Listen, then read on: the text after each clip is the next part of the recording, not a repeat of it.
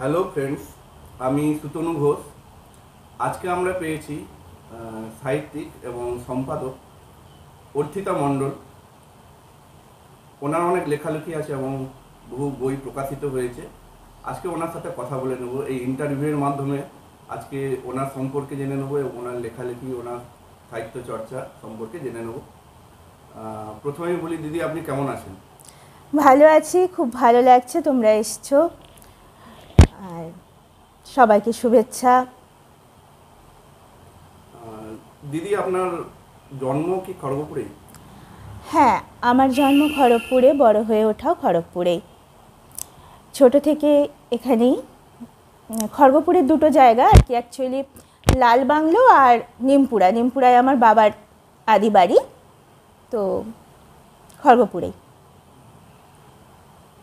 আপনারা যেই বাড়িটাতে থাকেন সেই বাড়িটাও একটি পুরনো ব্রিটিশ আমলের একটি ইতিহাসের একটা ব্যাপার। এটা সম্পর্কে দু চার কথা বলুন।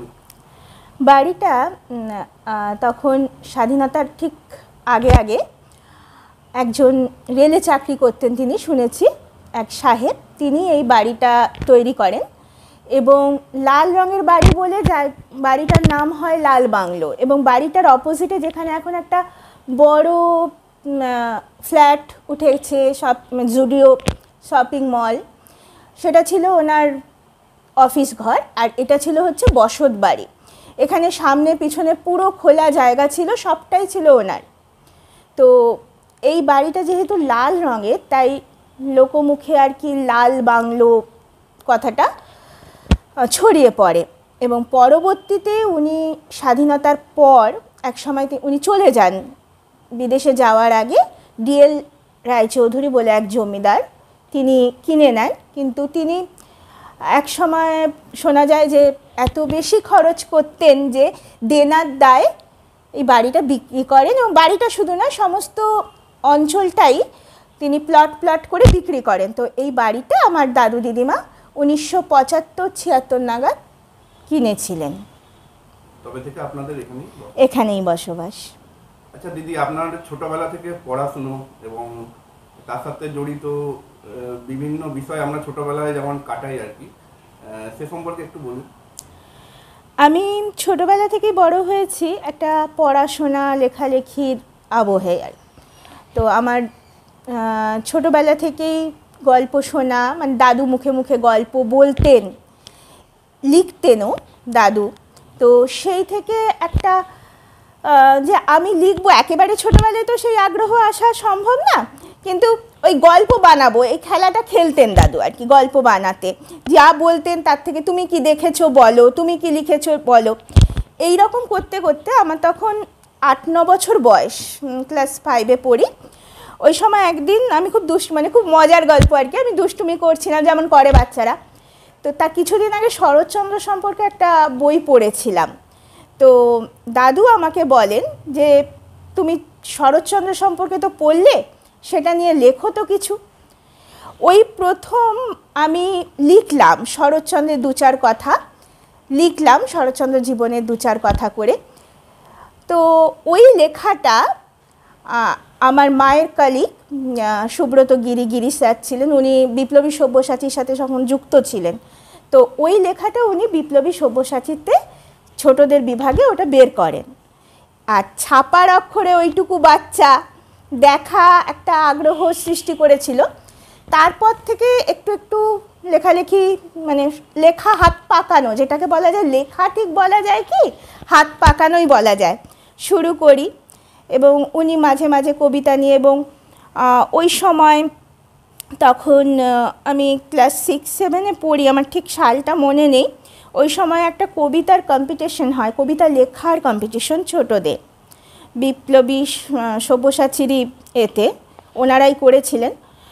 তো সেই কম্পিটিশনে আমি নাম দিই এবং দ্বিতীয় হই। সঞ্জীব চট্টোপাধ্যায় সেই সার্টিফিকেট দিয়েছিলেন, মনে আছে। আমি যদিও গিয়ে নিতে পারিনি, পরে সেই সার্টিফিকেটটা পাই। তো কবিতা, তখন আমি কবিতা বা ছড়া, বাচ্চারা মানে প্রথমে কবিতা ছড়া দিয়ে শুরু হয়, আমার ক্ষেত্রে প্রথম শুরু হয়েছে গদ্য দিয়ে।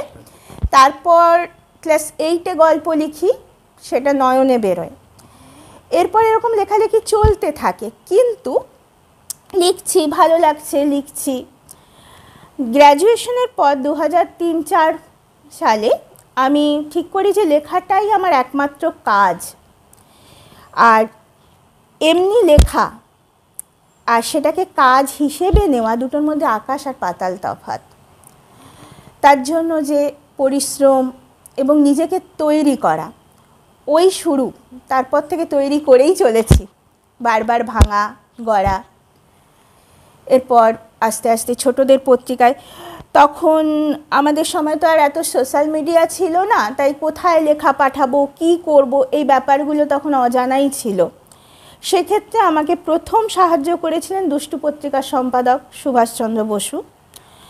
তারপর আস্তে আস্তে আমি জানতে পারি সাহিত্যের ইয়ারবুকের কথা। সেটা জানি আমি সাহিত্যিক সরল দে, শিশু সাহিত্যিক সরল দে আমাকে প্রথম বলেন। এরপর ছোটদের পত্রিকা, বড়দের পত্রিকা, বাণিজ্যিক পত্রিকা সবই লিখি।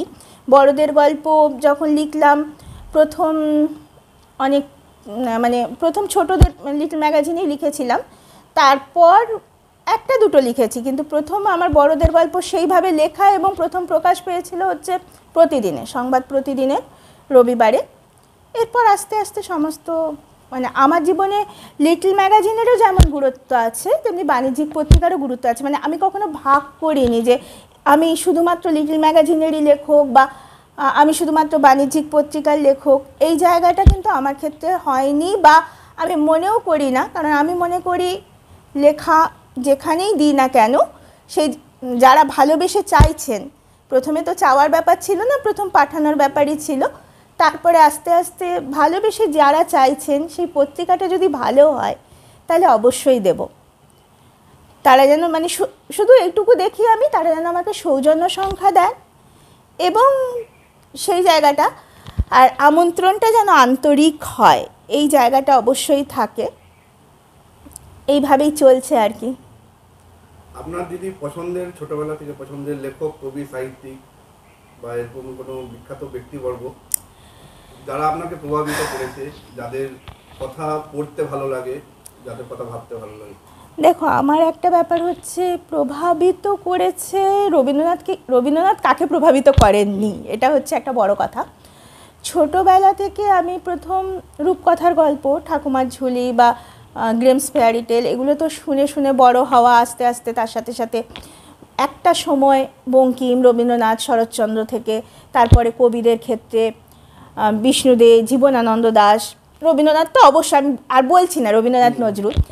এবার ওইভাবে আমি যদি কেউ আমাকে বলতে পারে না আপনার পছন্দের সাহিত্যিক কে, আমি বোধহয় পারবো না উত্তর দিতে। তার কারণ একটাই, আমার যখন যে লেখাটা ভালো লেগেছে আমি তখনই সেটা পড়েছি, এবং আমার ভালো লাগে, নতুন নতুন লেখককে খুঁজে পেতেও আমার ভালো লাগে। এরকম নয় যে আমি তার লেখাতেই হারিয়ে গেলাম, তিনিই আমার সব, তিনিই আমার জীবন আমূল বদলে দিয়েছেন, এরকম নয়। প্রত্যেকটা স্টেজে প্রত্যেক লেখক, প্রত্যেক সাহিত্যিক, কবি বলো বা তোমার যিনি প্রাবন্ধিক, গবেষক, সব ক্ষেত্রেই প্রত্যেকটা মুহূর্তে যার যেটা আমার ভালো লেগেছে সেটাই আমাকে টেনেছে। সে বিভূতিভূষণ তো ভীষণ ভালো লাগে, আমাকে যদি আলাদা করে বলা হয় তোমার 3 জন প্রিয় লেখকের নাম বলো, সেরকমভাবে আমি বোধহয় বলতে পারবো না। আমার সবার লেখা, সবার বলতে যখন যার লেখা ভালো লেগেছে, সে রবীন্দ্রনাথ থেকে শুরু করে, শরৎচন্দ্র থেকে শুরু করে, নজরুল থেকে শুরু করে, বিভূতিভূষণ থেকে, আধুনিক যুগেও যারা লিখছেন, অনেক লেখা তো খুবই ভালো। তাই ওইভাবে বা প্রভাবিত হয়েছি এরকম ব্যাপারটা হয়নি। আচ্ছা দিদি, আমরা দেখেছি আপনি কবিতা, গল্প ছাড়াও বর্তমানে বিশেষ করে ইতিহাস, পুরাতত্ত্ব এবং আঞ্চলিক ইতিহাস বিশেষ করে এগুলো নিয়ে কাজ করেন, এগুলো নিয়ে লেখালেখি করেন এবং জায়গাগুলো ভ্রমণ করেন। এই আঞ্চলিক ইতিহাসের প্রতি আপনার ঝোঁক বা টান, এটা কোথা থেকে এলো? আসলে আমি তো ছোট থেকে একটা ব্যাপার, আমি যেমন সব ধরনের লেখা পড়তে ভালোবাসি, তেমনি আমার বিজ্ঞান ব্যাপারটা আমার ভীষণ প্রিয়। কিন্তু ইতিহাসের মজার ব্যাপার হচ্ছে, আমি কিন্তু মাধ্যমিকে ইতিহাস দিয়েছি কাঁদতে কাঁদতে, সত্যি কথা বলতে। তো তো ইতিহাস আমার কিন্তু, আমার দাদু ইতিহাসের অধ্যাপক ছিলেন, মা ইতিহাসের, কিন্তু তবু আমার মানে পড়াশোনার যে গতানুগতিক ইতিহাস আমাকে টানেনি। তো কিন্তু যখন একটা সময় পর দেখলাম যে ইতিহাস মানে শুধু গতানুগতিকতা নয়, এটা যখন থেকে বুঝতে শুরু করলাম, পড়তে শুরু করলাম, তখন দেখছি যে অনেক কিছু জানার আছে। এরপর আমি বিজ্ঞানের কথাটা এই জন্য বললাম, ইতিহাস কিন্তু বিজ্ঞানের থেকে আলাদা নয়, মানে আলাদা নয় বলতে বিজ্ঞান নির্ভর বৈজ্ঞানিক দৃষ্টিভঙ্গিতেই কিন্তু ইতিহাসের অনুসন্ধান প্রয়োজন। ইতিহাস মানে শুধু গল্প কথা নয়। এই জায়গাটা যখন রিয়েলাইজ করলাম এবং আমি যখন দেখলাম যে এখানে একটা ব্যাপার আছে, আমি রূপকথার কথাটা আগেই বলেছি, ছোটোবেলা থেকে রূপকথার একটা ভালোবাসা থাকে, কিন্তু সেই রূপকথার মধ্যে রয়েছে কিন্তু ইতিহাস।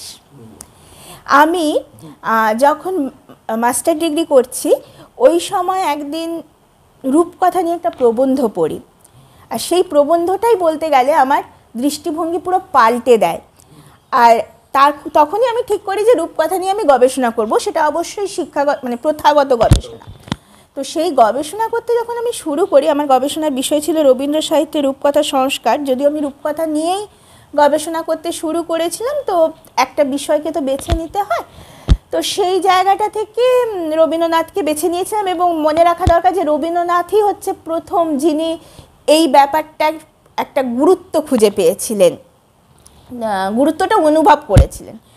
তো ওই যে রূপকথার মধ্যে আমি যখন দেখলাম ইতিহাস সমাজ উঠে আসছে, আর সেই তখন থেকেই শুরু হয়ে গেল মানে আরও পড়া। এই করতে করতে আমি এনসিয়েন্ট হিস্ট্রির প্রতি আমার আকর্ষণ জন্মায়। তারপর মিথ, মানে সবগুলো কিন্তু বলতে গেলে কেউ বলবে যে না এটা তো গল্প কথা, কিন্তু গল্প কথা নয়, মিথ বা রূপকথার মধ্যে কিন্তু আমরা ছাঁকনি দিয়ে তুললে কিন্তু আমরা সমাজটাকে পাচ্ছি, এবং মনস্তত্ত্ব, অবশ্যই মনস্তত্ত্ব একটা বিশাল ব্যাপার। এই জায়গাটা নিয়ে কাজ করতে করতে আমি যখন এনসিয়েন্ট হিস্ট্রি পড়ছি তখন দেখছি যে কত কিছু জানার, আর সেটা যখন জানতে গেলাম তখন আমি অনুভব করলাম যে শুধু তো যা হয়ে এসছে তা নয়, এমন আমাদের চারিপাশে এমন ইতিহাস ছড়িয়ে আছে যা আমাদের আরও মানে জানার মানে খিদেটাকেও যেমন বাড়ায়, তেমনি তার প্রতি একটা আলাদা আকর্ষণ বোধ করলাম। আর এইভাবেই আমি প্রথম যে কাজটা করেছিলাম, মানে গবেষণার কাজটা করতে গিয়েই আমার এদিকে ইন্টারেস্টটা গড়ে উঠলো। তারপর আমি যেটা করেছিলাম আলপনার প্রতীক ভাবনার উৎস, এবং সেইটা খুঁজতে গিয়েও দেখি যে এটা কিন্তু শুধু এই যে এখন চারদিকে, এই জন্যই বলছি যে চারিদিকে এখন চলছে বিভিন্ন ধর্ম নিয়ে বা বিভিন্ন যে জায়গাটা, যে রাজনৈতিক খেলা সে তো চলতেই থাকে, কিন্তু অথচ এগুলো কতটা যে গুরুত্বহীন সেগুলোই বোঝা যায় আমরা যখন ইতিহাস নিয়ে চর্চা করতে যাই। এবং তখন দেখতে পাই যে এই আলপনার প্রতীক ভাবনার উৎস খুঁজতে গিয়ে আলপনা আমাদের একটা হিন্দুদের ঐতিহ্য, আমি হিন্দু কথাটা কিন্তু খুব খেয়াল করেই ব্যবহার করলাম, কিন্তু এই আলপনা নিয়ে কাজ করতে গিয়ে দেখেছি এর রুট রয়েছে কিন্তু একেবারে অতীতে, যখন মানুষ মানে গুহার গায়ে শিকারের মহড়ার আগে আঁকছে, সেই যে জাদু ভাবনা, সাদৃশ্যমূলক জাদু ভাবনা যাকে বলছি, সেই জায়গাটা কিভাবে উঠে এসে আলপনাতে আসছে সেই জায়গাটা আমি দেখিয়েছি। এবং শুধুমাত্র আমাদের নয়, এই আলপনা কিন্তু সবার, এই জায়গাগুলো যখন বুঝতে পারছি তখন আরও বেশি আকর্ষণ বোধ করছি। এবং আমাদের চারিদিকে ছড়িয়ে থাকা, আমি বিশেষত কাজ করছি দক্ষিণ পশ্চিম সীমান্ত বাংলা নিয়ে, সেখানে জৈনরা এসছেন, বৌদ্ধরা এসছেন, বৈষ্ণব ধর্মের প্রসার ঘটেছে, সেখানে রয়েছেন অস্ট্রো এশিয়াটিক জনগোষ্ঠী যাদেরকে আমরা বলছি সাঁওতাল, মুন্ডা, সাঁওতাল, লোধা, শবর এবং ভূঁইয়া, ভূমিজ। এবং সেই কাজ করতে গিয়ে দেখছি যে আমরা তো বাঙালি মিশ্র জাতি, আমরা কিভাবে বহন করছি প্রত্যেকটা ঐতিহ্য, এইটা আমার মানে আমাকে ভীষণ আকর্ষণ করে যে এই ব্যাপারটা যে কত মিশে আছে। এই কিছুদিন আগে আমি গেছিলাম একটি সাঁওতাল পরিবারে, এই কাজের ক্ষেত্রেই গেছিলাম, কথা বলতে গিয়ে তাদের বিয়ে এবং তাদের সংস্কৃতি উঠে আসছে, তখন দেখছি যে তাদের আর আমাদের যে মিল আর অমিলের জায়গাগুলো, আর সত্যি তো অস্ট্রো এশিয়াটিক জনগোষ্ঠীর প্রভাব তো বাঙালির মধ্যে ভীষণভাবেই, মানে জিনগত। এখন যেটা হচ্ছে ইতিহাসের গবেষণাটাও হচ্ছে জিন তত্ত্বের নিরিখে, কারণ দেখা যাচ্ছে সেই জিনের গবেষণাতে দেখা যাচ্ছে যে কিভাবে কার সাথে কার মিশ্রণ ঘটেছে সেই জায়গাটা। এবং আজকে আমাদের কাছে এটাও পরিষ্কার হয়ে গেছে যে 65 থেকে 70,000 বছর আগে হোমোস্যাপিয়েন্সের প্রথম হোমোস্যাপিয়েন্স আফ্রিকা থেকে এসেছিলেন। তারপরে সেগুলো নিয়ে আমি আর বিস্তারিত এখানে যাচ্ছি না, কিন্তু এই জায়গাটা যখন জানি তখন কাছাকাছি জায়গাগুলোর ইতিহাসগুলো তুলে আনতে গেলে আমাদের সেই অতীতটাই কিন্তু এসে পড়ে, এবং আমাদের মিলটা, আমাদের ঐতিহ্যটা এই জানার তাগিদটা বোধ করি। আর সেটা থেকেই বোধহয় এই ঘুরে বেড়ানোরা জায়গায় জায়গায়, গ্রামে গ্রামে মানুষদের সাথে মেশা, যে কতটা মিল, কোথা থেকে আমরা ভাষা পাচ্ছি, ভাষার মিল, সংস্কৃতির মিল, ঐতিহ্যের মিল, অথচ আমরা যাদেরকে আজকে অচ্ছুত করে দূরে সরিয়ে রাখছি, আমাদের মধ্যে এত হানাহানি, এত হত্যা। আমি হয়তো কিছু করতে পারবো না, কিচ্ছু করতে পারবো না, কিন্তু এই মূল রুটটা যদি আমি খোঁজার চেষ্টা করি, সেটা তো 10টা মানুষকে উৎসাহিত যদি করে, সেইটুকু অন্তত লাভ, এছাড়া আর কিছুই না। আচ্ছা দিদি, আপনার বিভিন্ন রকম গ্রন্থ প্রকাশিত হয়েছে, কিন্তু প্রথম গ্রন্থ প্রকাশের একটা আনন্দ, একটা চিন্তা ভাবনা একটা থাকে প্রথম গ্রন্থ নিয়ে, আমাদের সেটা আগ্রহ থাকে আলাদা। সেই প্রথম গ্রন্থ কত সালে আপনার, কোন গ্রন্থটি প্রকাশিত হয়েছিল, ওটি একটি প্রশ্ন থাকবে। তার সাথে এখন পর্যন্ত আপনার কতগুলো বই রয়েছে এবং তাদের বিষয় বৈচিত্র্যগুলো আপনি একটু বলুন। আমার প্রথম কবিতার বই প্রকাশিত হয় 2010-এ। আর প্রথম দিকে আমার বলতে, আমি এটা নিয়ে কোনো লজ্জা বোধ করি না। আজকাল একটা জিনিস হয়েছে যে টাকা দিয়ে বই করা মানেই সেটা খারাপ। হ্যাঁ, একটা সময়ের পরে টাকা দিয়ে বই অবশ্যই করব না, মানে এটা আমার নিজের ডিসিশন। কিন্তু একটা সময় যখন আমাকে কেউ চেনে না, আমাকে কেউ জানে না, তখন আমি যদি কে করবে আমার বই, তখন নিশ্চয়ই টাকা দিয়ে করা, তার মধ্যে কোনো লজ্জা নেই। তো প্রথম বই কিন্তু আমি চেয়েছিলাম কেউ বলুক। তো সহযাত্রী প্রকাশনী থেকে আমার প্রথম বলা হয় বইয়ের কথা, এবং তরুণ সান্যাল, কবি তরুণ সান্যাল আমার বইটির ভূমিকা লিখেছিলেন, কবিতার বই বৈশাদী। এবং তরুণদা যতদিন বেঁচে ছিলেন উনি খুব স্নেহ করতেন। তো ওই বৈশাদী আমার আর প্রথম কবিতার বই। শুধু প্রথম কবিতার বই নয়, ওই কবিতার ক্ষেত্রে আমি একটু কাজ করেছিলাম ছন্দের উপরে, যা আমি পরবর্তীতে আর করিনি। ওই ছন্দের কাজ নিয়ে প্রথম আমার বৈশাদী বেরোয়। এরপর গৌরশঙ্কর বন্দ্যোপাধ্যায় কবি, উনি বলেন আমায় একটা বই করার কথা। 2011-তে তোমায় উড়িয়ে দিলাম কথা, আমার দ্বিতীয় কবিতা গ্রন্থ। আর এরই মাঝে জ্যান্ত ভূতের গপ্প বলে একটা ছোটদের বই, ওটা ওই সময় বেরোয়। ওটাও আমি টাকা দিয়ে করি, ভবিষ্যৎ থেকে। টাকা দিয়ে করি বলতে, ওটা আমি তখন বুঝতে পারিনি যে তখনও বাংলা মানে প্রকাশনীর জগৎ কী বা এই জায়গাগুলো আইডিয়া ছিল না। ওটাও আমাকে সরল দে শিশু সাহিত্যিক, অবশ্যই জানো, যে তো তিনি আমায় বলেছিলেন যে তুমি একটা ছোটদের গল্পের বই করো, তো ভবিষ্যৎ ওরা নতুন লেখকদের করছে, তো ওখান থেকে করো। তো ওইটা করেছিলাম। এরপর আমার ইচ্ছে পাতার দেশে বেরোয়। ওটা আমি একদম নিজে করি, মানে পুরো কাজটাই আমরা করি। সুব্রত মাঝিদা অলঙ্করণ করে দেন। আর তখন ধীরে ধীরে আমি কাজ শিখছি। আমি যে পত্রিকা সম্পাদনা করি, আমি এমনিতে ডিটিপির কোর্স করেছিলাম, কিন্তু কোর্স করা আর সেটাকে কাজে ফেলা দুটোর মধ্যে তফাৎ অনেক। তো আস্তে আস্তে পত্রিকা করতে গিয়ে মানে রিয়েলাইজ করি যে ওইভাবে যদি আমি প্রেসে দিয়ে দিই, তারা ডিটিপি করছে, দিচ্ছে, ভীষণ বড়, মানে খুব খরচও বেশি, এবং রাত দিন গিয়ে মানে আমি খুব খুঁতখুঁতে, যে পেজ সেটিং থেকে পুরো ব্যাপারটা বসে থাকাও সম্ভব নয়। তাই আস্তে আস্তে নিজেরা কাজগুলো তখন শিখছি, এবং নিজে গিয়ে কিভাবে ট্রেসিং দিয়ে আসতে হয়, কিভাবে প্রেসের সাথে কাগজ কি সব কিছু চেনা, মানে পুরো বাজারটা চিনছি তখন। তো এইরকম সময় 2017-তে ইচ্ছে পাতার দেশে বইটা বেরোয়। ওটাও আমি মানে ছাপার খরচটা ইনভেস্ট করি। এরপর থেকে কবিতার বই অন্ধ বাউলের দোতারা বেরিয়েছে 2019-এ আদমে। এরপর থেকে আর আমার মানে টাকা দিয়ে নয়, আর একটা বই আমি শুধু মানে টাকা বলতে জাস্ট নিজে মানে ওটা পুরোটাই নিজে করেছি, মানে পেজ সেটিং থেকে শুরু করে সব করে শুধু ছাপার খরচটা দিয়েছি। সেটা হচ্ছে নির্দিষ্ট কিছু শিশু সাহিত্য, অনুভব বিষয়, এই সাহিত্যগুলো বেরিয়েছিল, মানে শিশু সাহিত্যের উপর এই কাজগুলো একদিনে ধারাবাহিক বেরিয়েছিল বেশিরভাগগুলো, ওইটা আমি করেছিলাম। তাছাড়া এরপর থেকে অন্ধ বাউলের দোতারা বেরোয় 2019-এ, ওটা আমি আদমে পাণ্ডুলিপি প্রকল্পে দিই, নির্বাচিত হয়, তাদের খরচেই বেরোয়। তারপর আবার দীর্ঘ বিরতি, যদিও 2019-এ স্রোতস্বিনী ঘাটের এক ফরমার পাণ্ডুলিপি দিয়েছিলাম, তখন আর বেরোয়নি, ওটা এই বছর বেরোলো সমাকৃতি থেকে।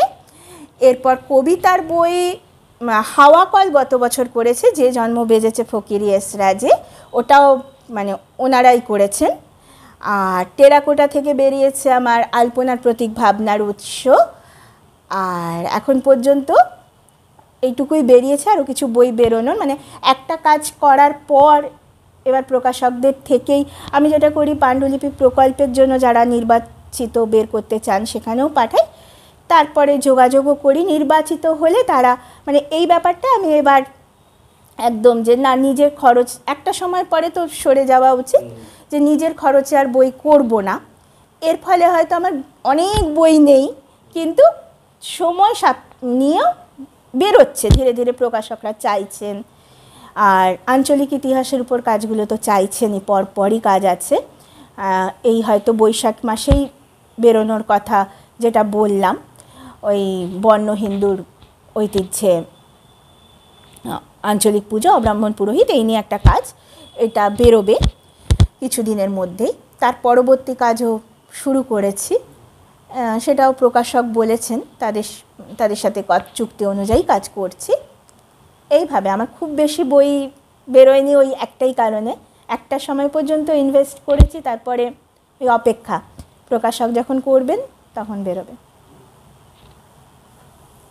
আচ্ছা, আপনি তো সম্পাদনাও করছেন, এবং আপনি বলেছেন 2014 সাল থেকে একটা লিটিল ম্যাগাজিন সম্পাদনা করা, এটা একটা নিজে থেকে একটা বড় ব্যাপার, এবং এটি নিয়মিত একটা করা, লেখা জোগাড় করা, মানে প্রিন্ট দেখা, সমস্ত বিষয়টা মিলে মানে জিনিসটা একেবারে সহজ নয়, মানে একটু সময় সাপেক্ষ ব্যাপার, পরিশ্রম দিতে হয়।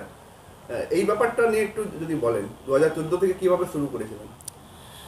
2014 সালে হঠাৎই মনে হলো যে একটা পত্রিকা করা যাক, মানে আমি এবং আমার কিছু বন্ধুরা, তারা এখন আর যুক্ত নেই, তো সেই সময় ভাবি যে আমরা একটা পত্রিকা করব, জার্নাল হিসেবে গবেষণামূলক বিষয় থাকবে, এবং আমাদের কিংসুকে নতুনত্ব যেটা ছিল যে কোনো একজনের সাক্ষাৎকার থাকবে, তিনি গল্পকার হতে পারেন, তিনি কবি হতে পারেন, শুধুমাত্র তার গল্প আর তার কবিতা থাকবে।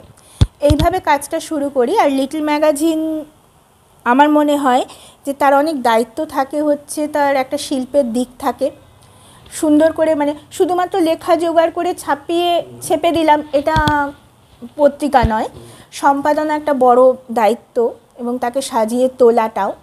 তো সেক্ষেত্রে আমরা প্রথম থেকেই প্রচ্ছদের দিকটাও খেয়াল রেখেছি, প্রচ্ছদও নিজেরাই করেছি, এবং পুরো প্রথম দিকে কাজটা আমরা প্রেসে দিলেও সেটা তারপর থেকে আস্তে আস্তে সব কাজটাই নিজেরা করি, সেক্ষেত্রে খাটনিও বাড়ে।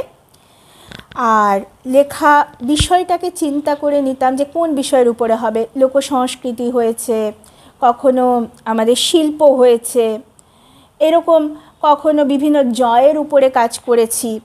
এইভাবে বিষয় বেছে নিয়ে সেই বিষয় নিয়ে যারা লিখছেন বা নতুন লেখকদের কাছেও আমরা তখন, আজ 14 থেকে ধীরে ধীরে ফেসবুকও চলে এসছে, বিজ্ঞাপন দেওয়া, সেটা আলাদা করে নয়, জানানো, বা যারা লিখতে পারেন অনেকে যোগাযোগ করেছেন যে লেখা পাঠাবো, আমরা অবশ্যই মেল আইডি দেওয়া থাকতো পত্রিকায়, পাঠিয়েছেন, সেখান থেকে বেছে নেওয়া, এই কাজটাও করেছি।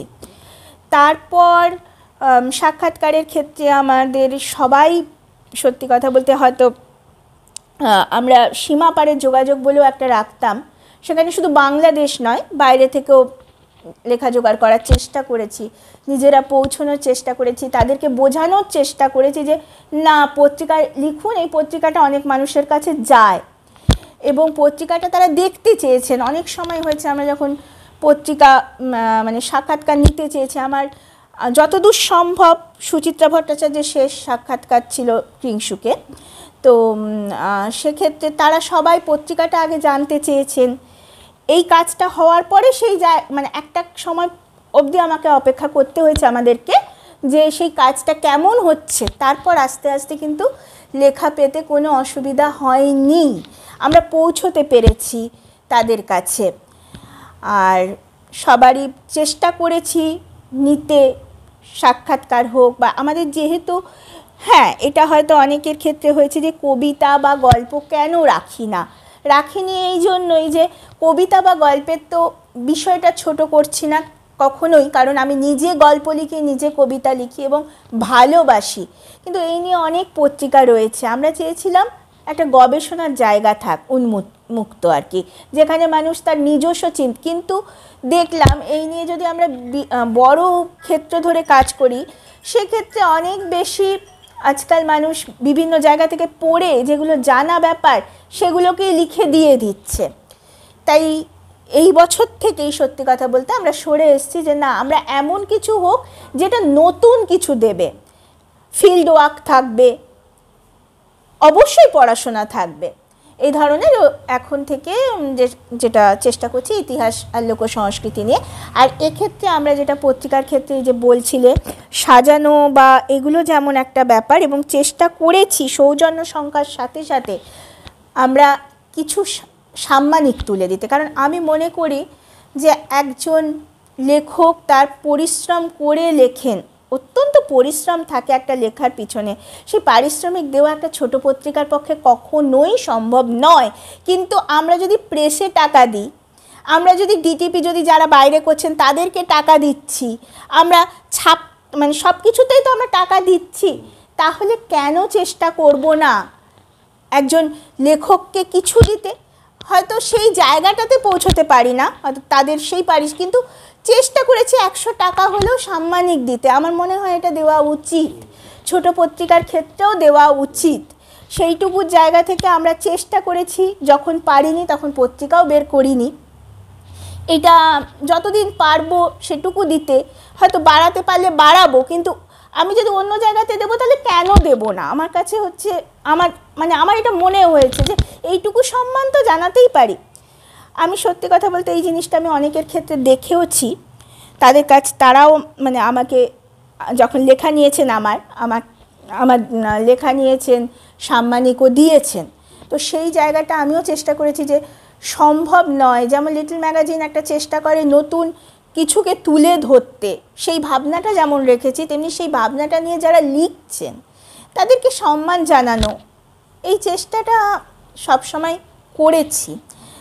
যতদিন পারবো করব, আর যখন পারবো না তখন বের করব না পত্রিকা।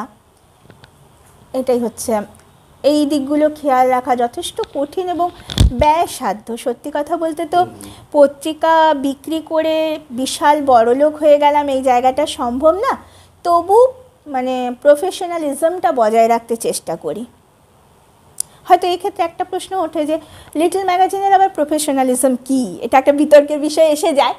তো আমি বলবো সব কিছুই তো সময়ের সাথে পরিবর্তন হয়, এই জায়গাটাও তো দরকার। আমরা যদি সবাইকেই দিতে পারি তবে এইটুকু সাম্মানিক কেন দিতে পারবো না? যতটুকু পারি, আমি যদি 100 টাকা পারি আমি 100 টাকাই দেবো।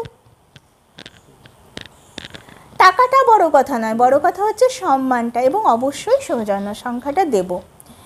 আর বিষয়ের ক্ষেত্রে চেষ্টা করব সবসময় মানে করে এসছি এত বছর ধরে, 14 থেকে 25 চলছে, যে নতুন কোনো বিষয় নিয়ে কাজ করা, এমন কোনো বিষয় যেটা মানুষের কাজে লাগবে, যেটা লিটল ম্যাগাজিনের একটা কি বলবো, একটা দৃষ্টিভঙ্গি থাকা উচিত, যে সেই পত্রিকা যেন কিছু একটা তুলে ধরে যেটা মানুষের কাজে লাগবে।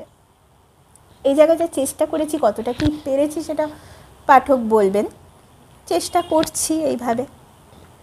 আচ্ছা, আপনি তো লেখালেখি করছেন প্রায় 2 দশক হয়ে গেল, নাকি? হ্যাঁ, প্রায় 2 দশক, 2003-04 থেকে মানে সিরিয়াসলি লেখালেখি। হ্যাঁ, আপনার একদম লেখালেখির শুরু থেকেই মানে আপনি বাড়ি, বন্ধু বান্ধব, আত্মীয় স্বজন এনাদের কতটা প্রেরণা পেয়েছেন, কতটা উৎসাহ পেয়েছেন? অনেক ক্ষেত্রে দেখা যায় কি মানে এখন আপনি প্রতিষ্ঠিত একজন শক্তিশালী লেখিকা, সবাই আপনাকে চেনেন, একটা ব্যাপার রয়েছে, কিন্তু প্রথমে যখন আপনি লেখালেখি করতেন কেউ আপনাকে চিনতো না। এবার অনেকের বাড়িতে কি হয়, সেই জিনিসটা আপত্তি করে এবং কেরিয়ারের দিকে মন দেওয়ার কথা বলে। এই জিনিসগুলো কি আপনার কোনো বাধার সৃষ্টি হয়েছে, বা না তার উল্টো আপনাকে প্রথম থেকে সাপোর্ট করে গেছে? আমার ক্ষেত্রে উল্টো ব্যাপারটাই ঘটেছে। আমি খুব কেরিয়ারিস্টিক চিন্তাভাবনা নিজেও কখনো করিনি, বা আমার বাড়িতে মা, বাবা, দাদু, দিদা, মাসি, মেসো থেকে শুরু করে যা আত্মীয় স্বজন সবাই, বড়রা, গুরুজনরা সব সময় চেয়েছেন যে আমি এমন কিছু একটা করি যেটা ক্রিয়েটিভ। তো লেখার ক্ষেত্রে আমি প্রথমেই বলেছিলাম যে কিভাবে লেখা শুরু হলো। তাই প্রথম থেকেই লেখার ক্ষেত্রে উৎসাহ দিয়েছেন সবাই, এবং এক্ষেত্রে আমার মায়ের ভূমিকাও কিন্তু মানে খুব বেশি বলবো। মাই জোর করে করে পাঠানো, আজকে এখানে পাঠাও, এই পত্রিকাতে দাও, ঠিক আছে রিজেক্ট হয়েছে আবার পাঠাও, এই জায়গাটা। তো তারপরে যেটা হয়েছে, একজন লেখকের জার্নির ক্ষেত্রে তো ভীষণ মানে এক হচ্ছে তার নিজের জার্নি, দুটো জার্নি হয়। এক হচ্ছে তার নিজেকে তৈরি করার জার্নি, আরেক দিকে হচ্ছে পারিপার্শ্বিকের ঈর্ষা এবং এগোতে না দেওয়া। এই জায়গাগুলো অবশ্যই ঘটেছে, ভেঙেও পড়েছি। সেই ক্ষেত্রে ভেঙে পড়লেও বাড়ির লোকই কিন্তু আমাকে সাহস দিয়েছেন, উৎসাহ জুগিয়েছেন এবং লড়াই করার মানসিকতাটা গড়ে দিয়েছেন। তাই বাড়ি থেকে আমি কিন্তু এই জায়গাটা ছোট থেকেই পেয়েছি। আরও একটা ব্যাপারের ক্ষেত্রে বলবো, আমার যেমন যে না তোমাকে ডাক্তার হতে হবে, তোমায় ইঞ্জিনিয়ার হতে হবে, তোমায় অধ্যাপক হতে হবে, এই জায়গাটার থেকে অনেক বেশি আমার বাড়িতে গুরুত্ব দেওয়া হয়েছে যে তুমি তোমার ক্রিয়েটিভ দিকটাকে বিকশিত করার চেষ্টা করো, তুমি লেখো, তুমি লিখতে পারো, তুমি লেখো। এমনকি একটা সময় আমি আবৃত্তিও শিখেছি, সে আমার মা নিয়ে নিয়ে গেছেন ছোটোবেলায়, নাচ থেকে শুরু করে, মানে এই শিল্প এবং সাহিত্য এই দুটো দিকেই ছোট থেকেই আমার মানে অনুপ্রেরণা দিয়েছেন আমার বাড়ির বড়রা। আর হয়তো সেই জন্যই আমি হয়তো খুব সফল চাকরি বা সেই জায়গাটার দিকে হয়তো বিদেশ যাব, এই করব, এই ভাবনাগুলো কখনো হয়নি। আমার সব সময় মনে হয়েছে আমি কিছু কাজ করব, এবং লেখাটা আমার কাছে অবশ্যই একটা কাজ। আমি মনে করি এটা আমার কাজ, শুধুমাত্র মানে আজ লিখলাম আর লিখবো না কোনো দিন, এই ব্যাপারটা না।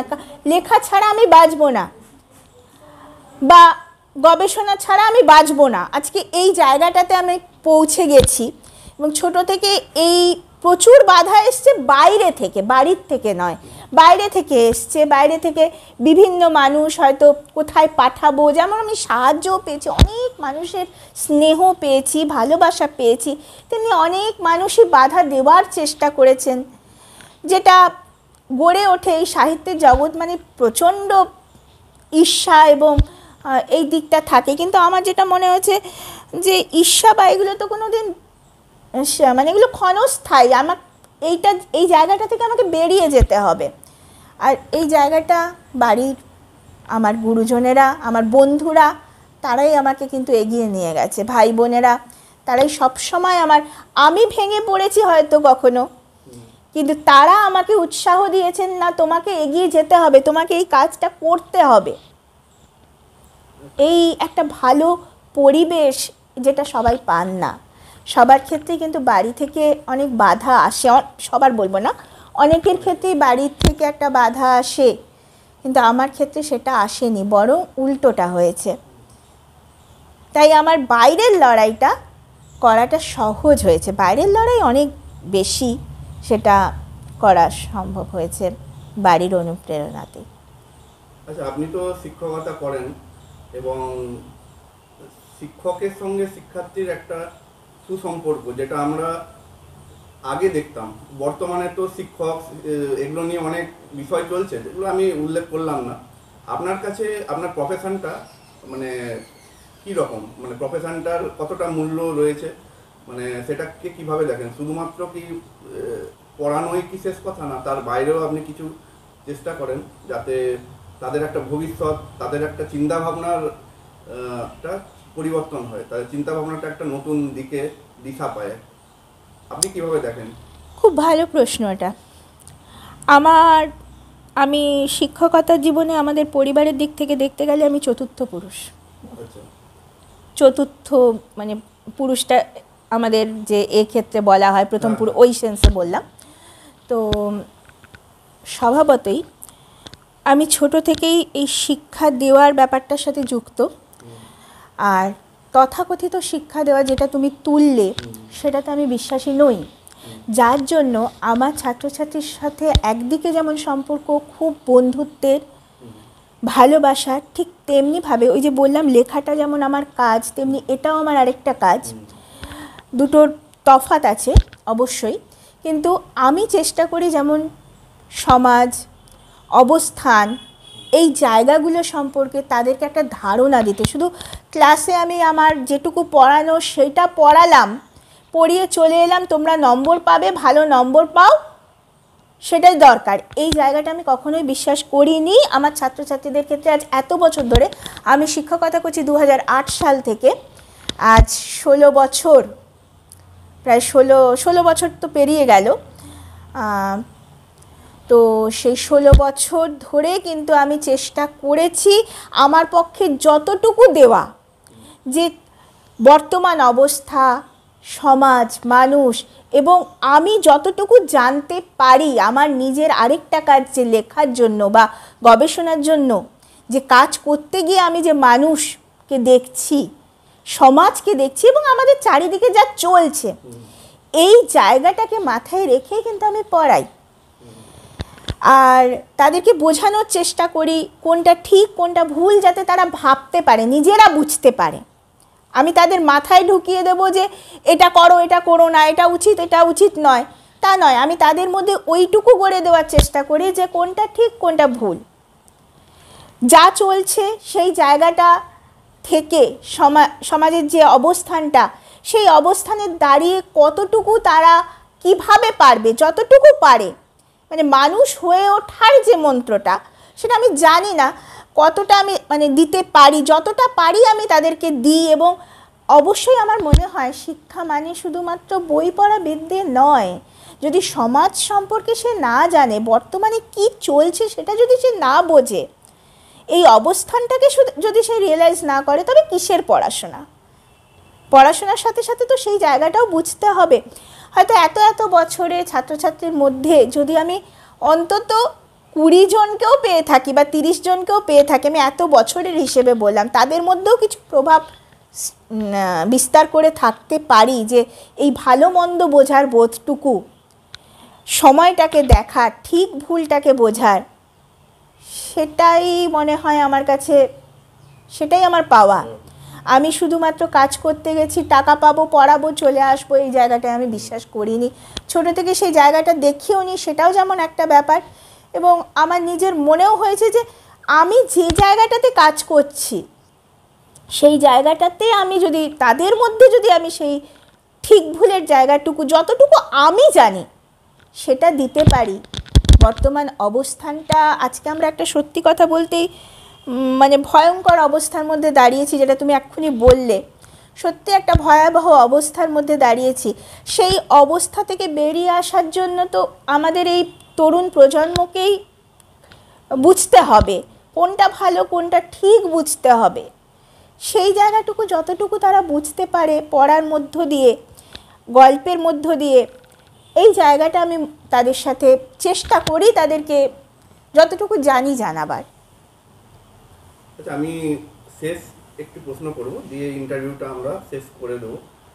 সেটা আপনার একদম লেখালেখির ব্যাপারে, আপনার মনন, আপনার চিন্তা ভাবনা এটা নিয়ে, যে আপনার এই 20-25 বছর এই যে লেখালেখি করছেন, প্রথমে একরকম ভেবে লিখতেন, সেটা একটা শৈলী ছিল একরকম, বর্তমানে সেই ধরন বা শৈলীটা পরিবর্তন হয়েছে। এবার সেটা আপনি আরও ভালো বলতে পারবেন, নিজে থেকেই বলতে পারবেন, যে আপনি যে আউটপুটটা দেওয়ার চেষ্টা করেন, পাঠক যেটা পায় আপনার লেখা পড়ে, কবিতা গল্পের ক্ষেত্রে হতে পারে এবং ইতিহাস চর্চা সেটা লেখার ক্ষেত্রে হতে পারে, আপনি কিভাবে দেখেন আপনার লেখার শৈলীটা? প্রথম দিকে প্রথমের থেকে আজকে তো এত বছরে পরিবর্তন হবেই, সময়ের সাথে সাথে লেখার শৈলীও বদলাবে। প্রথম দিকে যেমন আমি বিভিন্ন সময় ছন্দ নিয়ে কাজ করেছি বা কিছু আমার নিজের যেমন মনে হয়, আমি যখন নিজের পুরনো লেখাগুলো দেখি তখন আমার নিজের কাছে সেগুলো অবশ্যই মনে হয় যে সেদিন কাঁচা লিখতাম। এটা আমার মানে এটা আমার মনে হয়, এবার পাঠক অন্য কথা কি বলছেন সেটা আলাদা কথা। তো এইভাবে প্রতিটা মুহূর্তে নিজেকে ভাঙার যে চেষ্টাটা আমি করে যাই। কবিতার ক্ষেত্রে আমি সবসময় আমার কবিতার একটা মানে আমি কবিতা স্লোগানধর্মী কবিতা আমি লিখতে পারি না এবং আমি চেষ্টাও করি না। আমার ক্ষেত্রে কবিতায় প্রকৃতি, জীবন এবং এই বহমানতা এই জায়গাটাই বেশি যদি লক্ষ্য করে থাকো দেখবে উঠে আসে। অবশ্যই তার মধ্যে বর্তমান অবস্থান কি ফেলবে না ছায়া? নিশ্চয়ই ফেলবে, কিন্তু ওইভাবে গল্পের ক্ষেত্রে আমি চেষ্টা করি গল্প তো অবশ্যই কল্পনা এবং সব কিছু দিয়ে গড়ে ওঠা, কিন্তু সেটা বাস্তব থেকেই মানে বাস্তব ভিত্তিক। এখন পর্যন্ত আমি বেশিরভাগ গল্পই কিন্তু আমার প্রত্যেকটা চরিত্র আমার নিজের দেখা চরিত্র বা নিজের কানে শোনা চরিত্র এমনভাবে উঠে এসছে, তাদেরকে আমি সেই জায়গাটাকে তুলে ধরতে চাই গল্পের মধ্য দিয়ে। আমি সেটাই বলতে চাই যেটা বাস্তব। এবার ইতিহাস আশ্রিত গল্পও লিখিনি যে তা নয়, সেখানেও তো অবশ্যই সেটা অতীত মানে সেটাও তো একটা সময় বাস্তবই ছিল এই জায়গাটা। আচ্ছা, প্রবন্ধের ক্ষেত্রে যেটা বলি, একটা সময় পর্যন্ত আমি বিভিন্ন ধরনের প্রবন্ধ লিখতাম। একটা সময় আমি নানান বিষয় নিয়ে প্রবন্ধ লিখেছি। বর্তমানে আমার আর ভালো লাগে না বিভিন্ন বিষয় নিয়ে লিখতে এবং লিখিও না। এই সময় আমি শুধুমাত্র যেটা গবেষণা করছি, আর সেক্ষেত্রে চাই আমি এমনভাবে লিখতে চাই মানুষ ইতিহাসটা জানুক, ঐতিহ্যটা জানুক, কিন্তু গল্পের মতন করে। মানে আমার স্টাইল অফ রাইটিং যেটা শৈলী বললে, সেক্ষেত্রে গবেষণার গ্রন্থ যখন পাঠ করছেন একজন সাধারণ, আমার তো মূল উদ্দেশ্য সাধারণ পাঠকও যাতে পড়েন, জানেন ইতিহাসটা। শুধুমাত্র যারা ইতিহাসের বা ভীষণ বোদ্ধা তাদের জন্য নয়, আমি চাই যে একদম যে মানুষটা ওইখানে থাকে কিন্তু জানে না, তার ওখানকার ইতিহাসও জানে না, সেও যেন পড়ে। সেটা আমি এই রিসেন্টলি যে লেখাটা বেরিয়েছে সেক্ষেত্রে আমি দেখেছি আমার ওখানের যে ছাত্র ছাত্রী তারাও কিন্তু ওটা পড়েছে এবং তারা খুশি হয়েছে।